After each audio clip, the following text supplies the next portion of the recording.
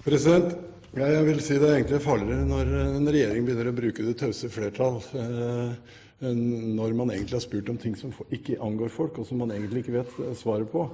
I rovviltmeldingen så tror jeg man spurte noe sånt som du for rovvilt så lenge du vet at det minimum 20 kilometer unna deg? Det betyr at man egentlig ikke engasjert. Selvfølgelig det det. Og du ser jo store endringer i holdninger. Så det mange måter å omgås sannheten på. Og statistikk og meningsmålinger en av dem. Men det konkrete spørsmålet, mener virkelig statsråden at lokale kommunestyrer kjører over det tause flertallet? Statsråd Solheim.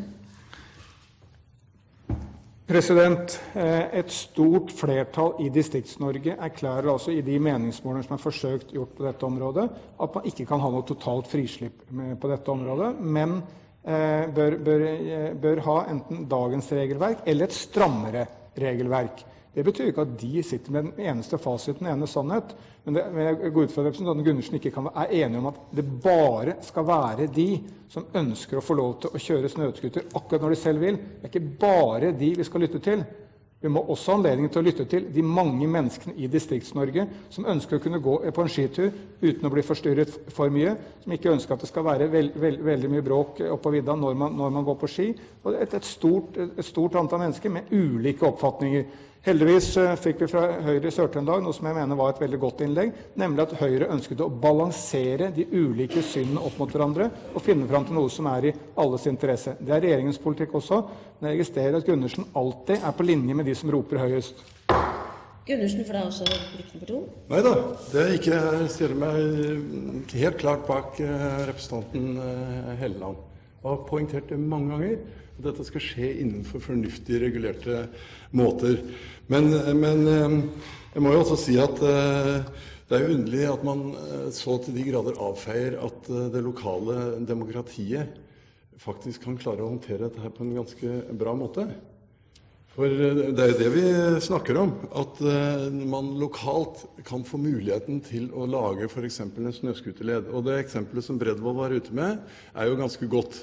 For det ikke bare det at fylkesmannen har reagert på et avslag, han har reagert på et avisoppslag som kommunen indikerte at man ville gå for en led som går altså noen kilometer for å komme seg inn i Sverige.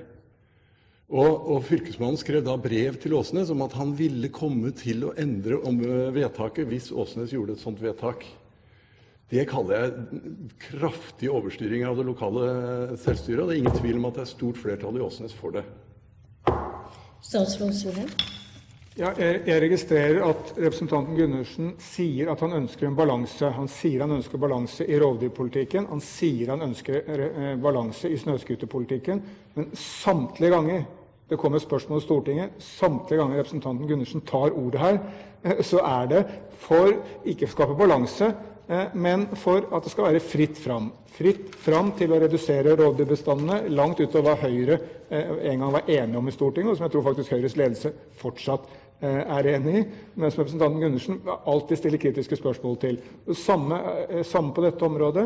Hvis Høyre ønsker en balanse på dette området mellom det legitime ønsket å kunne kjøre skuter, men det andre legitime ønsket å kunne oppleve ro og fred i naturen, som ønsker balanse mellom de, så kan vi ha en dialog. Men hvis det Gundersen ønsker bare fritt fram, og på en litt populistisk måte hver gang roper med de som skriker høyest, så det vanskelig med dialog.